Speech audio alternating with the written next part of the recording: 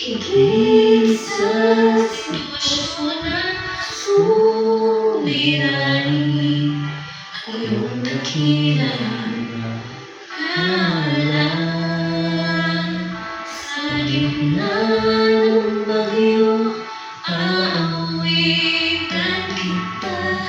Sa lungkot at sa saya, papurihin kita. Ikaw, O Diyos, ang matibay na sandigan sa lahat. Sa gitna ng bagyo, aawitan kita. Sa lungkot at sa saya, papurihin kita.